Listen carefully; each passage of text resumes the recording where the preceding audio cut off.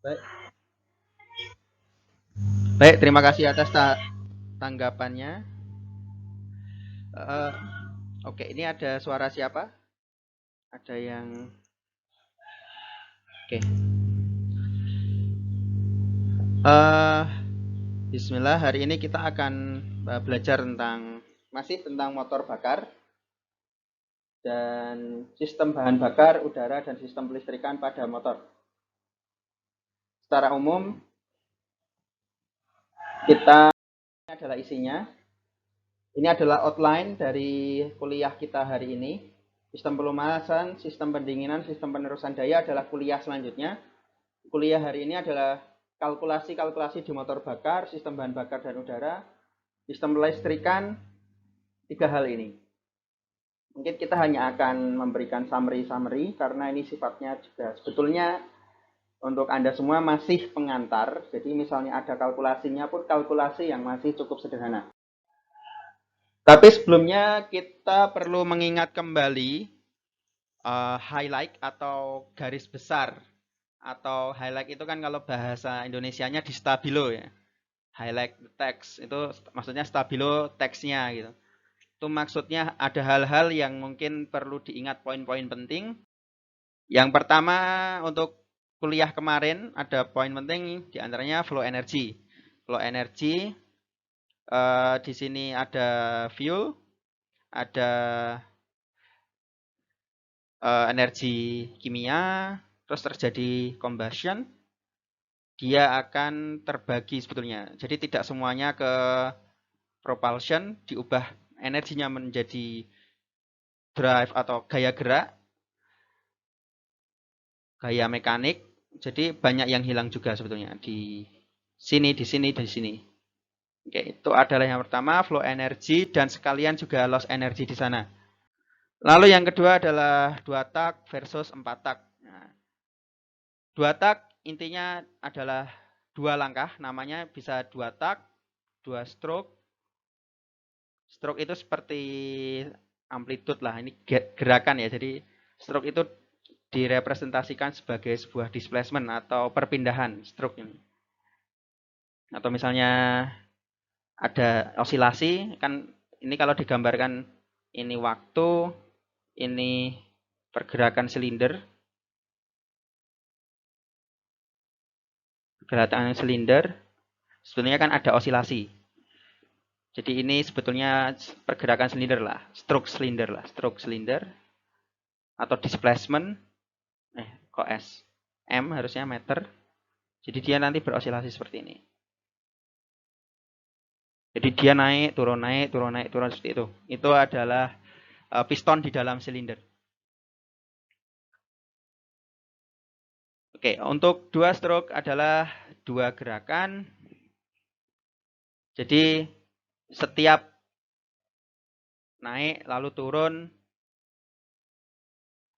ada semacam energi yang jadi energi dikeluarkan setiap dari 2 stroke. Jadi 2 stroke menghasilkan 1 energi dari 2 stroke itu. Kalau 4 stroke 1 energi dihasilkan dari 4 stroke atau 4 gerakan naik turun.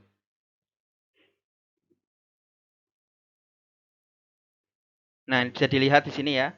Ketika mungkin lihatnya di sini. Dari sini dulu. Dari 1 dia terjadi combustion. Jadi combustion di sini. Nah, ada power turun ke bawah jadinya. Nah, jadinya kayak gini. Nah, ini tertutup ya. Intake-nya sama outlet-nya tertutup. Pintunya. Terus dia turun. Terus fuel-nya masuk. Exhaust-nya yang hasil sisa pembakaran sebelumnya keluar. Terus dia tutup lagi, siap-siap untuk letupan atau combustion selanjutnya. Proses pembakaran selanjutnya. Nah, ini 2 tak, lebih mudah dan sangat mudah dipahami dan simple cara kerjanya memang. Nah, ini untuk yang 4 tak. Nah, silahkan dibaca sendiri, ada masuk. Soalnya ini ketika masuk, kenapa bisa masuk? Karena memang terjadi ekspansi, jadi semacam menghisap. dihisap. Jadi ini turun ke bawah sekalian menghisap udara, atau terkadang kalau misalnya auto jadi fuel, kalau misalnya diesel jadi udara masuk. Lalu dia naik ke atas dan terjadilah semacam pembakaran, baru turun. Jadi turunnya ini dipaksa turun, ada power di sini. Kalau di sini powernya di sini ya, powernya di sini. Jadi setiap turun pasti ada power dia. Kalau di sini turun belum tentu ada power. Jadi memang turun di sini dia tidak ada power yang diberikan ke engkol sini. Jadi semacam bergerak aja. Dia bergerak terus naik ke atas, baru terjadi semacam ledakan, baru ada power. Jadi karena ada ledakan itu, karena pressure yang tinggi, dia turun ke bawah. Lalu setelah, kan ini muter terus ya, muter terus. Pas balik ke atas, exhaust-nya buka. Jadi gas buangnya dikeluarkan. Oke, ini 2 tak versus 4 tak. Tentu ada kelebihan dan kekurangannya. Nanti Anda bisa cari sendiri. Lalu ada external dan internal combustion engine. Perbedaannya apa? 2 stroke dan 4 stroke, atau 2 langkah atau 4 langkah, mesin 2 langkah atau 4 langkah, biasanya terkaitkan dengan internal combustion engine.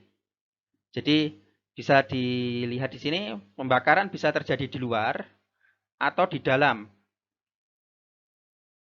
Nah, ini dihubungkan dengan steam. Steam nanti akan memberikan semacam tekanan untuk menggerakkan roda.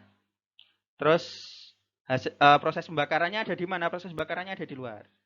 Untuk memanaskan air, nanti ada steam. Terus nanti di sini sebetulnya nggak sesimpel ini, tapi ini untuk sederhana aja. Jadinya untuk menggerakkan piston dengan cara pembakarannya di luar.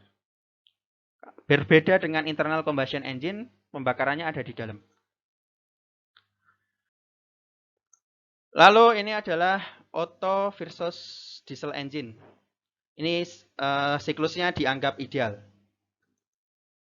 Oke. Ini adalah P, ini adalah V. Biasanya kita melihat dari PV ini. Karena apa? Karena power sudah langsung bisa dianalisis dari sini ya. Ini luasnya berapa sih? Nah, ini sama dengan, luas itu sama dengan power yang dihasilkan ya. Atau power bersih. Di sini juga sama. Jadi PV, dari grafik PV ini sebetulnya langsung bisa didapatkan ini. Tapi untuk kalkulasinya memang saya akui tidak mudah.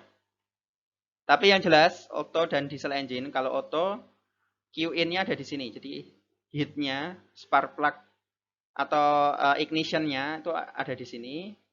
Terus nanti disinilah ketika pembuangan. Jadi ini merepresentasikan, ini 4 tak ya. Ini 4 tak, untuk 4 tak atau 4 langkah. Kenapa? Oke. 4 langkah. Oke, sebentar. Saya kelihatannya ada sistem yang tidak perlu jalan.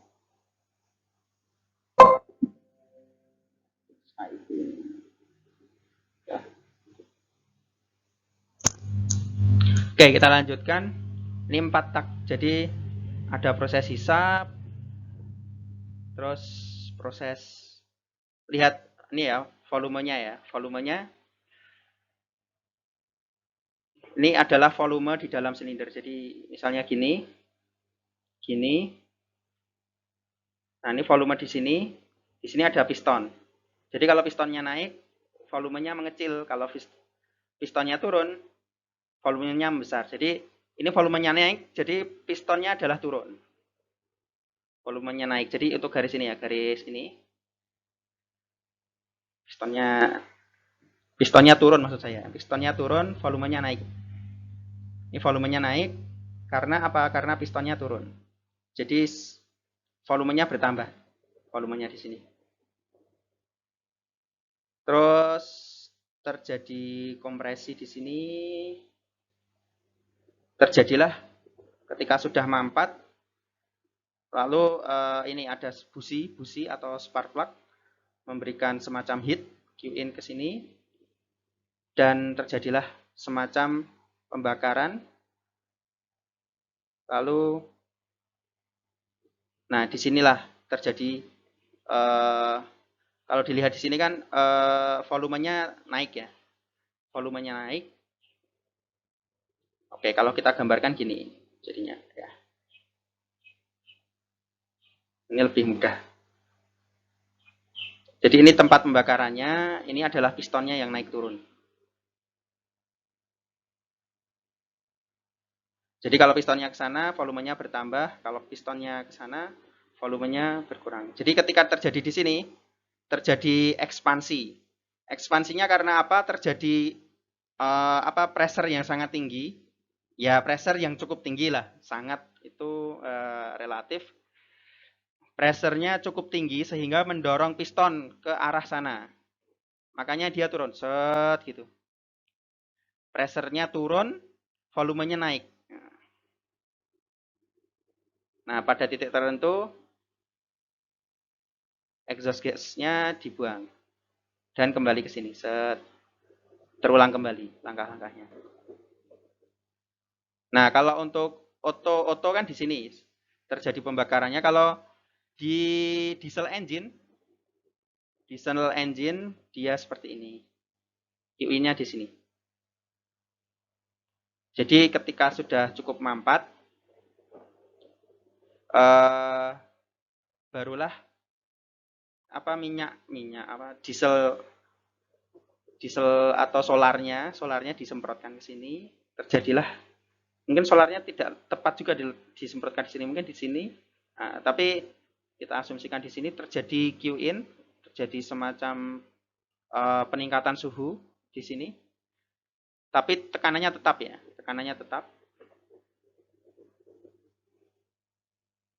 tapi volumenya bertambah. Nah, disinilah powernya yang diberikan ke sistem, ke roda misalnya, atau sistem gerak. Ini way out-nya di sini. Jadi dia dipaksa untuk ekspansi. Seperti itu. Proses sebelumnya hampir sama, proses di sini juga hampir sama dengan auto. Baik, itu mengingat kembali kuliah kemarin. Oke, pada kenyataannya di kehidupan nyata tidak seideal itu.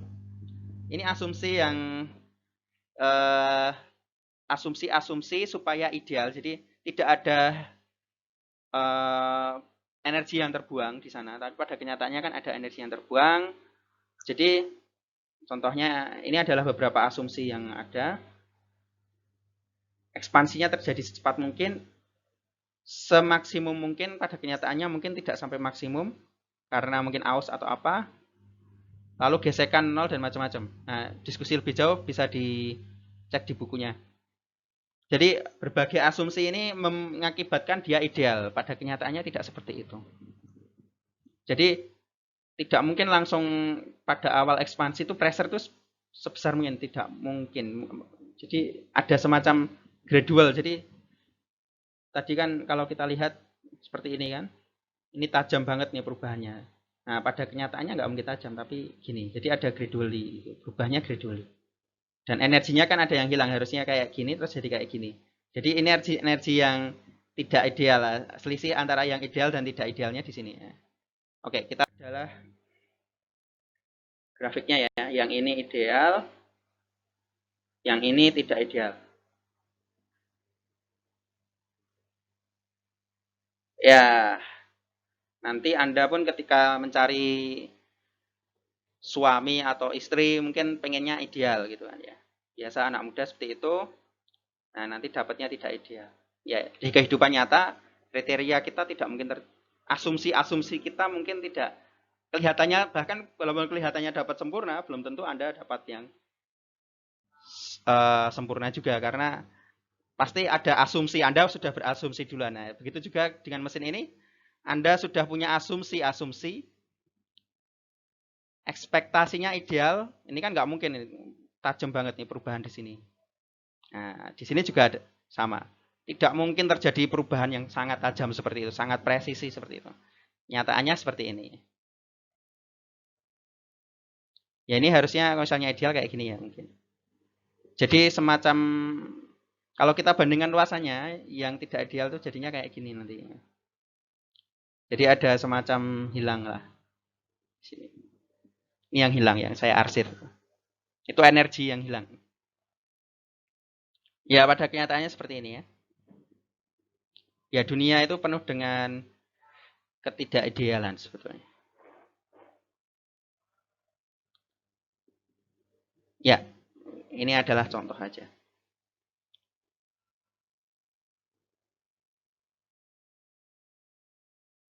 Selanjutnya kita masuk ke pembahasan selanjutnya yaitu kalkulasi-kalkulasi di motor bakar.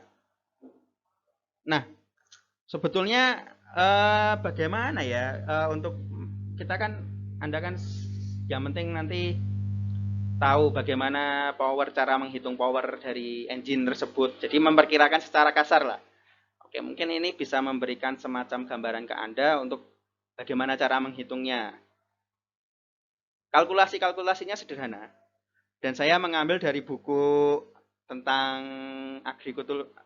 agriculture juga, tapi fokus kepada problem solving. Jadi mungkin ini cocok bagi Anda-Anda semua yang ada di Diploma 3 untuk praktis. Sisi praktisnya seperti apa kalkulasinya? Oke, ini besar gaya yang dihasilkan. Besar gaya yang dihasilkan itu sebetulnya seberapa sih? Oke, mungkin saya bagi ini ya. F itu apa sih? P itu apa sih? Tekanan kan? P sama dengan F per A. Jadi misalnya Anda punya pedang atau pisau. Nah, bagian oke, jelek banget.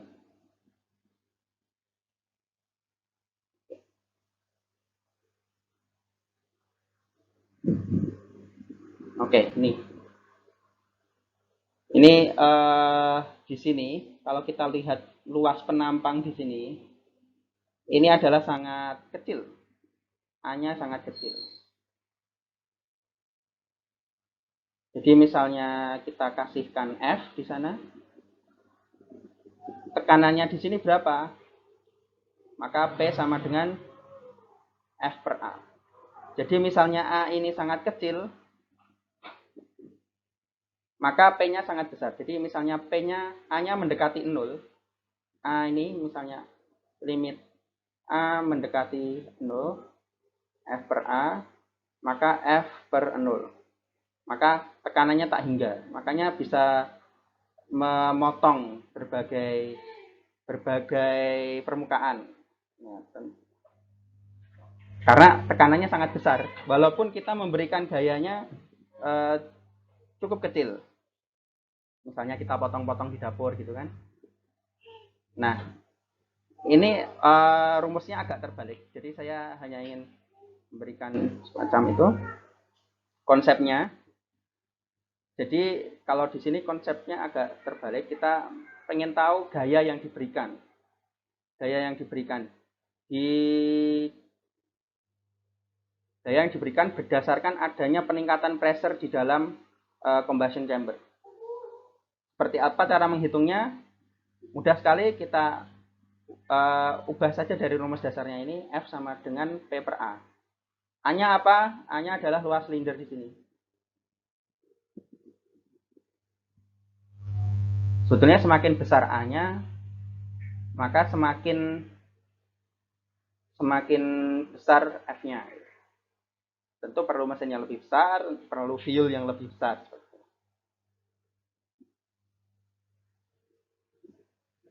Lalu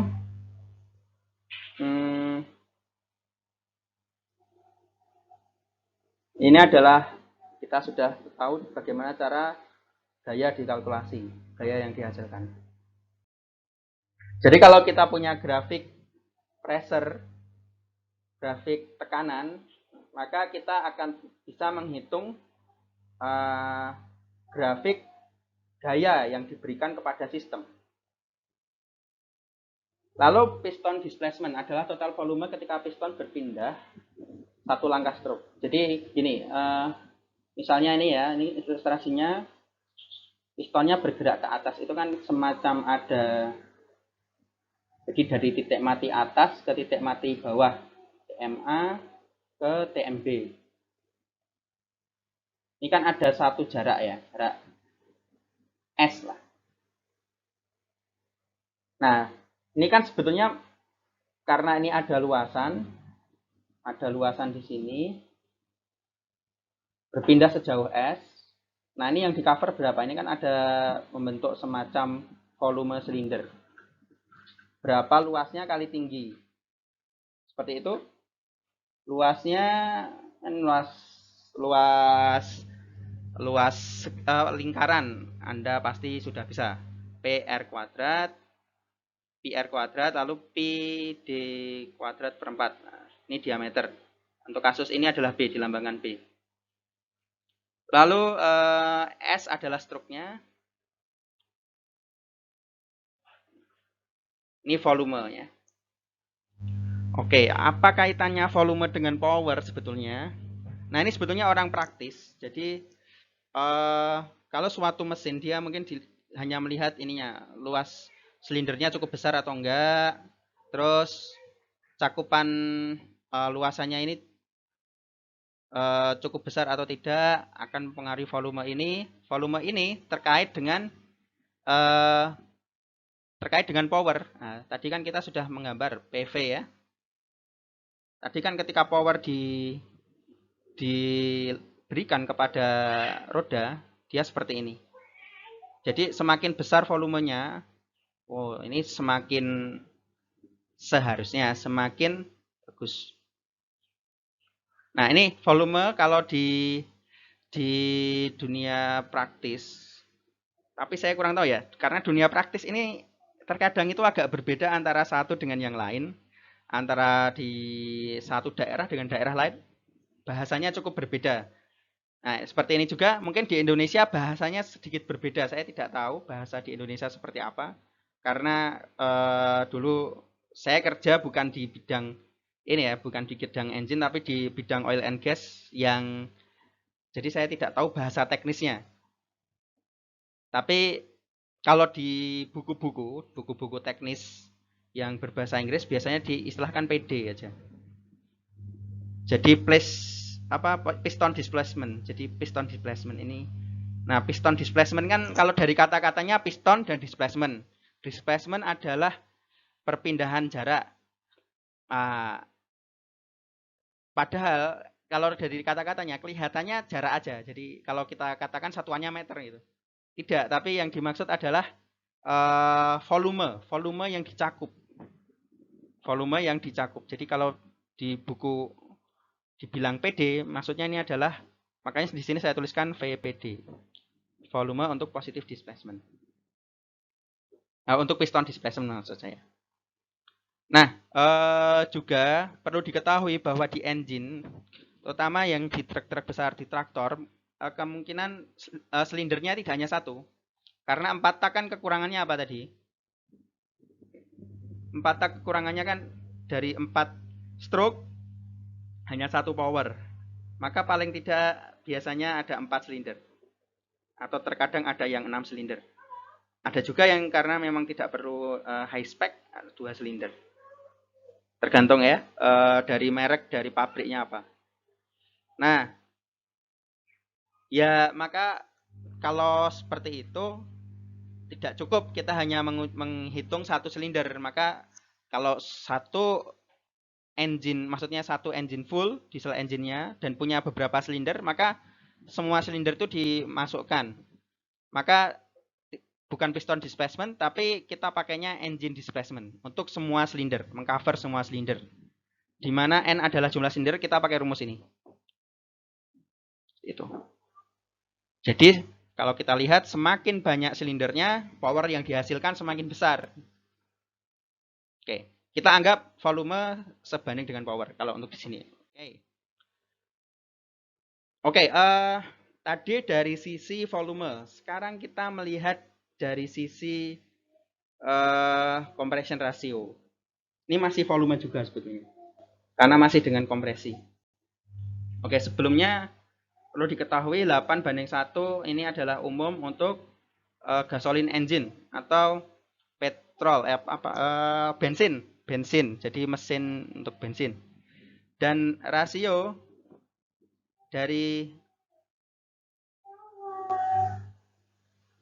ini 15 ya, 15 sampai 22. Jadi untuk diesel engine rasionya adalah 15 sampai 22 banding 1 rasio. Apa nih sebetulnya compression ratio? Kenapa sering kita kalau ngomong performansi engine sering ngomong rasio kompresi? Jadi rasio kompresi didefinisikan sebagai perbandingan antara volume silinder dengan clearance volume. Clearance volumenya adalah ini ya. Oke. Kompresi. Kompresi itu sebetulnya apa sih? Volume awal, ini volume akhir. Jadi volume awalnya sebetulnya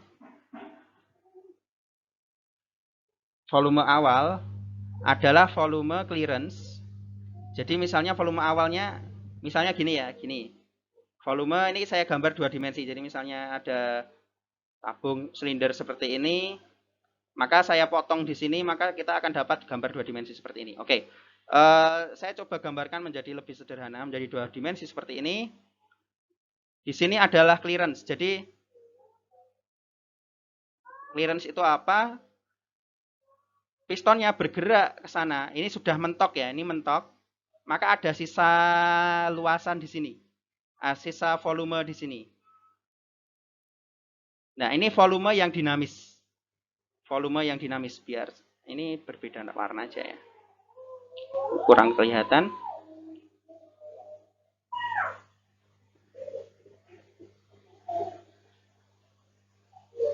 Ini adalah volume yang dinamis.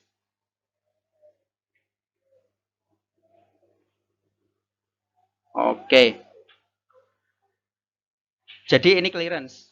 Volume totalnya apa? Volume totalnya clearance, volume clearance ditambah volume dinamisnya.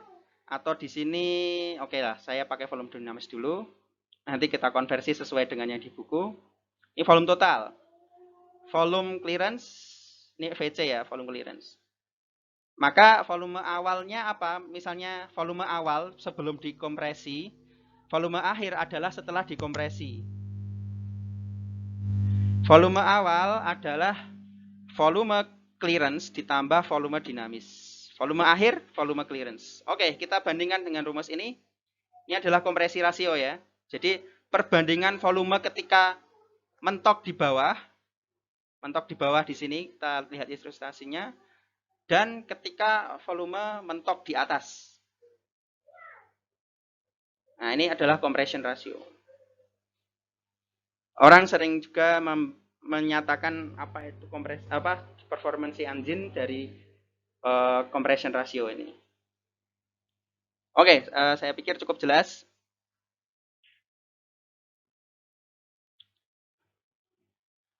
Selanjutnya, power yang dihasilkan secara teoritis. Oke, secara teoritis sebenarnya simple. Memang ini ya agak susah untuk menghitung powernya kalau misalnya kita pakai grafik ini. Yang PV tadi. Maka di dunia praktis, di dunia engineering ada istilah MEP. Jadi ini kita ubah seperti ini. Jadi pressure-nya ini PV. Di sini ada mean effective pressure. Jadi kita ubah menjadi seperti ini. Jadi supaya kalkulasinya mudah. Kalau gini kan susah. Ini apa nih, bentuk apa ini? Mungkin harus pakai integral untuk ngitungnya. Oke, kalau kayak gini di sini mudah. Jadi cukup dihitung berapa pressure dikali maksudnya volume, delta volumenya dikali pressure. Delta volumenya apa? Volume yang tadi PD. Delta volumenya adalah A kali stroke. Jadi ini luas piston, ini panjang stroke maksimum. Terus A-nya ini bisa dijabarkan menjadi Pi B kuadrat per 4 S. Oke, kita bandingkan dengan ini. Jadi nanti powernya adalah kurang lebih, ini tergantung piston dan macam-macam ya. Ini ada semacam faktor koreksi di sana. P atau min effective pressure-nya nilainya di sini. Nilai MEP-nya. PMEP dikali apa nama? Luas. Dikali volume atau luas kali S. Jadinya dapat ini. Oke, ini sama ya. Tekanan MEP, S-nya adalah stroke, A-nya adalah luas piston, N ini adalah speed. Jadi ada tambahan satu speed.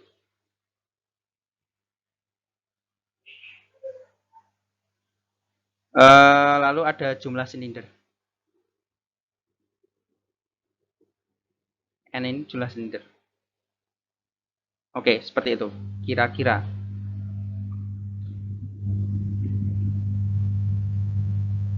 Ini untuk 4 tak ya. Kalau misalnya 2 tak, ini tidak ada.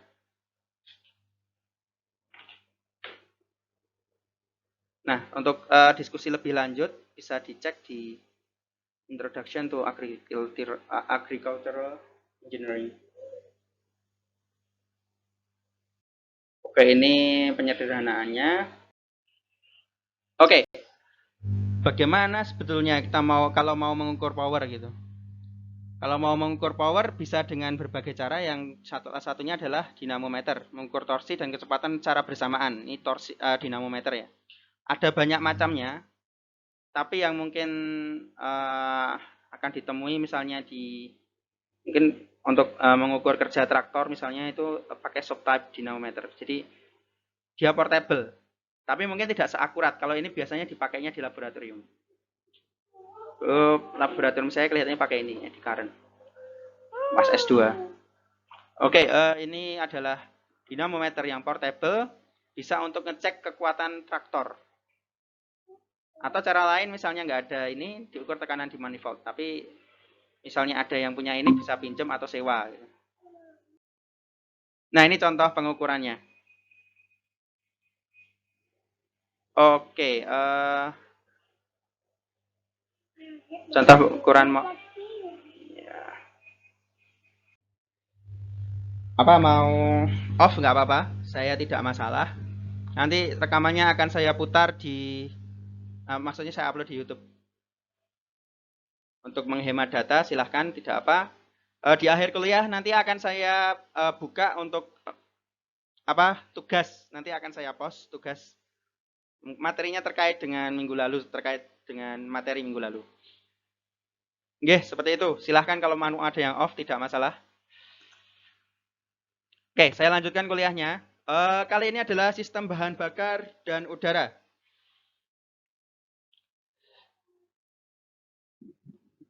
Sistem bahan bakar dan udara intinya ini ya. Kalau kita mau bakar kan dulu sudah ada segitiga api itu. Bahwa perlu udara, perlu fuel, dan perlu letupan.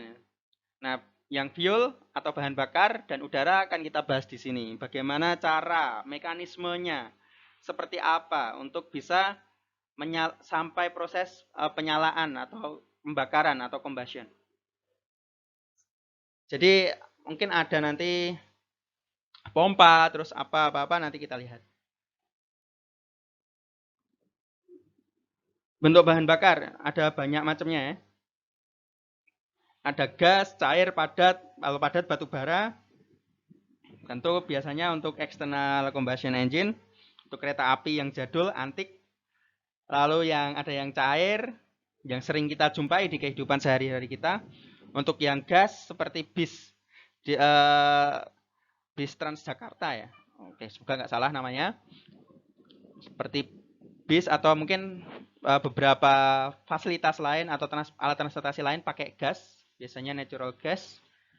Lalu asal bahan bakar ada yang bisa diturunkan dari etanol, yang dari minyak kelapa sawit, atau dari penggalian. Maksudnya pertambangan itu. Ya.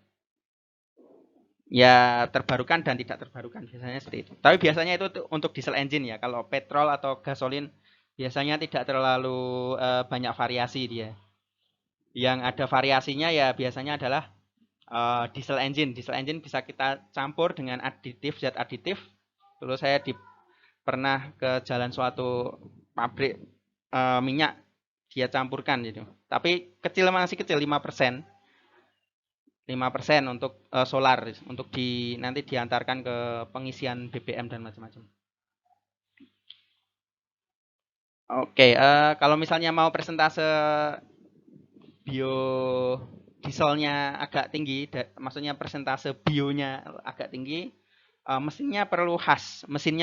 Jadi kalau misalnya persentasenya kecil untuk mesin-mesin yang sekarang ini bisa, tapi misalnya persentasenya mau agak tinggi yang biokomponennya perlu tinggi. Jadi istilahnya pakai energi bahan bakar yang terbarukannya lebih banyak, mesinnya kelihatannya perlu tambahan gitu. Oke, selanjutnya. Ini syarat bahan bakar. Sebetulnya oke, saya tandai ini tidak pas ya sebetulnya. Maksudnya ini berlaku hanya untuk gasolin itu. Jadi mudah tercampur di udara karena memang nanti untuk gasolin ini misalnya engine ada proses pencampuran sebelumnya. Jadi ini semacam mix atau karburator nanti. Nah, nanti udara dan fuel akan dicampurkan di sini. Karena ini untuk gasolin ya. Atau bensin atau yang untuk ini auto engine. Nanti ini jadi ini sudah campuran ya, mix. Nah, kalau diesel sebetulnya tidak mudah tercampur dengan udara. Jadi ini syarat ini sebetulnya sudah agak out ya, agak out. Untuk engine, diesel engine dia seperti ini. Jadi ini fuelnya, ini adalah udaranya. Jadi udara dan fuelnya langsung masuk ke engine.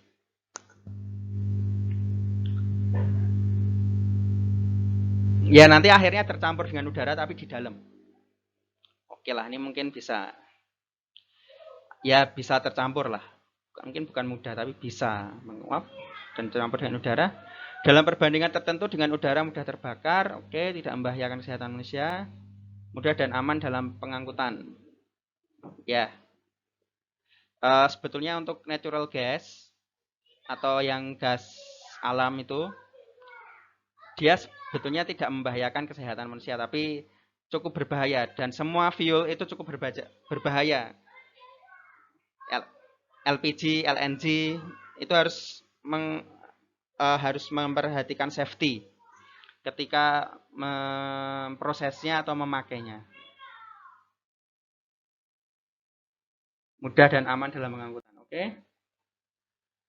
Ini pembakaran pada motor bakar. Ya, yang paling berbeda adalah di sini ya, karburator. Oke, suhu yang tinggi kalau misalnya pada motor bakar oto, ini oto,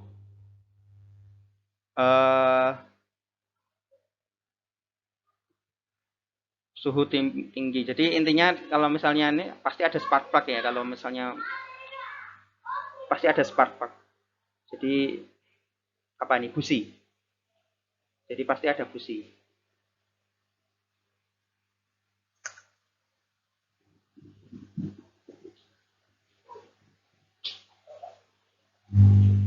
Kalau di motor diesel tidak, dia dimampatkan. Jadi untuk pembakarannya prosesnya tidak perlu ada pemantik, tapi dia semacam ada pembakaran internal itu.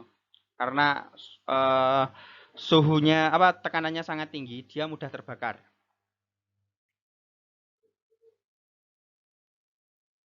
Nah, ini karburator. Karburator memang perlu itu.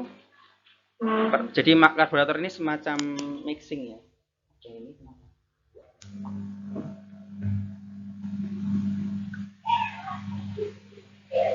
Karburator ini untuk mixing sebetulnya.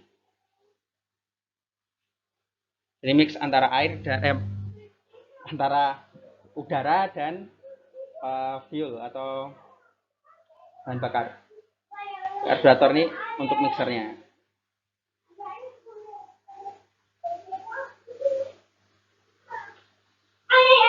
Pada kenyataannya untuk motor bakar oto sekarang sebagian sudah tidak pakai karburator. Seperti Mio Karbu kan, kalau misalnya Anda sedang cari motor, ada motor Mio yang karbu. Biasanya karena memang produksi lama, motor yang baru rata-rata adalah fuel injection.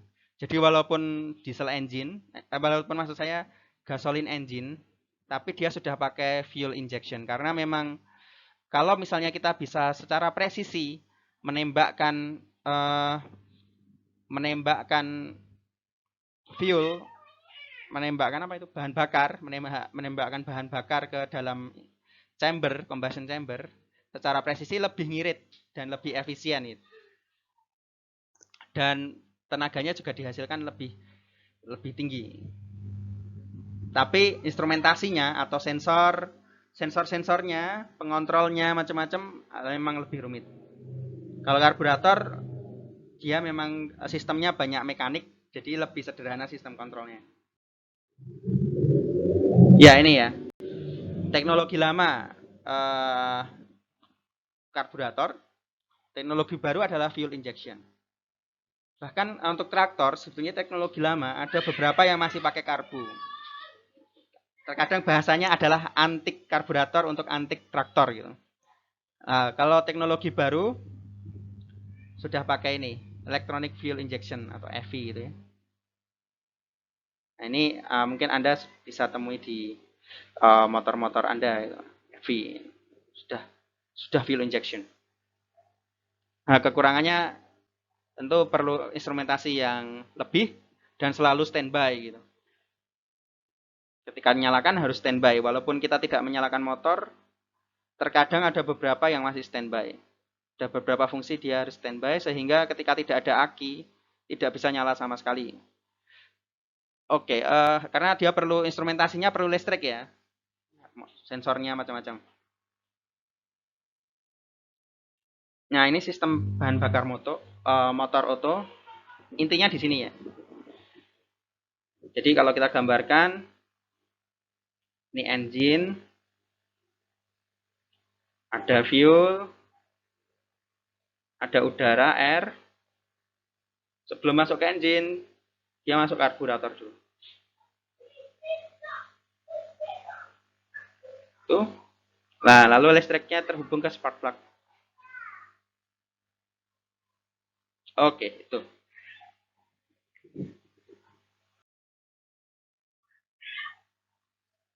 Ya, ini sistem kerjanya.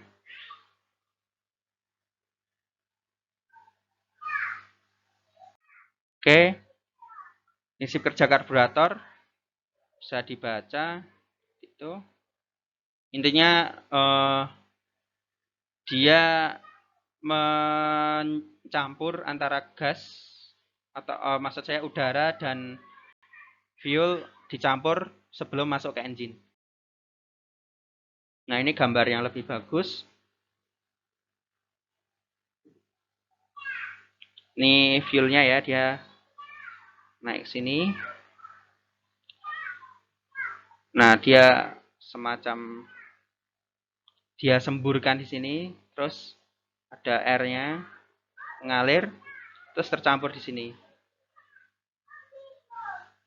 Tercampur. Nah, ini siap bakar. Jadi begitu ada nyala api di sini, dia terbakar langsung. Berbeda dengan diesel engine cenderung susah terbakar walaupun ada spark plug kayak gini, dia tidak bisa terbakar dengan mudah. Jadi terutama apalagi apabila dicampur dengan etanol ya atau ini bahan bakar bio yang dari minyak kelapa dari olahan ya, tentu tidak langsung bisa dipakai, untuk ada olahannya, proses olahannya. Itu juga lebih susah untuk terbakar. Makanya kalau di diesel engine spark plug tidak ada. Ini tidak ada kalau di diesel engine. Ini karburator ya. Tulisannya bahasa Inggrisnya kayak gitu. Sistem bahan bakar pada motor diesel seperti ini cukup berbeda. Jadi dia kalau ini engine, jadi langsung ya, air-nya atau udara dengan fuel langsung.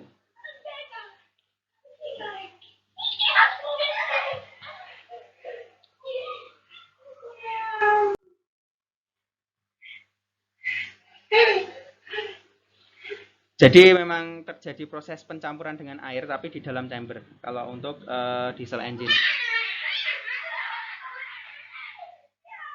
Misalnya dicampur di luar, maka bisa jadi nanti tidak tercampur sempurna, malah mungkin tidak tercampur sempurna. Begitu sampai ke ininya, ke combustion chambernya, mungkin pembakarannya akan gagal.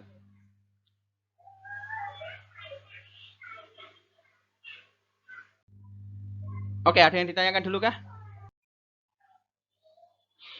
Oke, untuk sistem kelistrikannya ada beberapa. Starter, penyalaan, penerangan, sumber daya bagi perawatan pada motor. Oke, ini kita cepat aja skip. Nanti kita akan bahas lebih detail minggu depan bersama pelumasan, bersama transfer daya itu,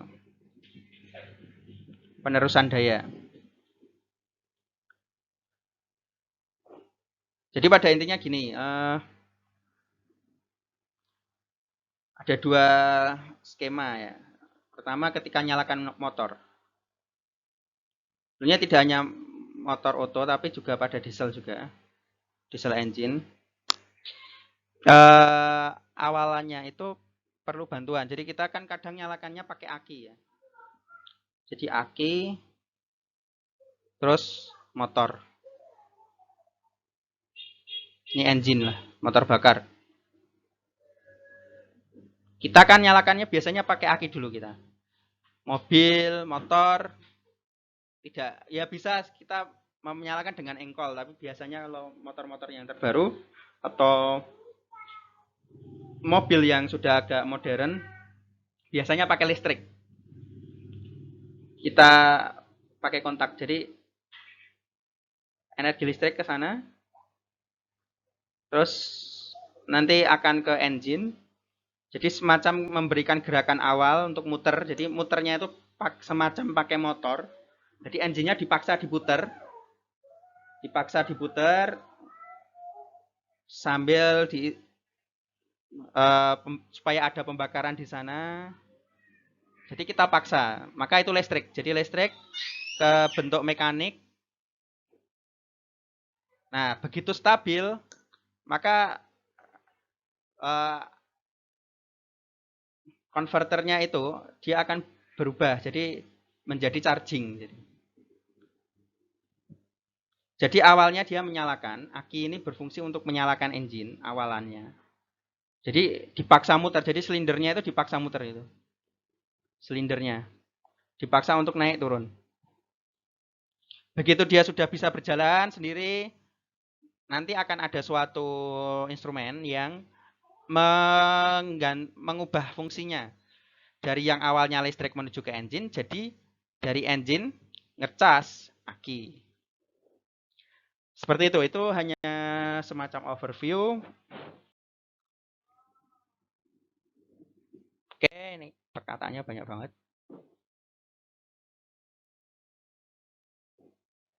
Oke, ini sebetulnya saya belum mengupdate materi ini ya. Ini materi masih dari tahun lalu. Nanti saya coba update dan saya tambahkan gambar-gambar untuk terkait sistem kelistrikannya. Sistem pengapian baterai. Oke, ini kebanyakan auto ya dia, spare plug soalnya. Nah, ini ngengkolan.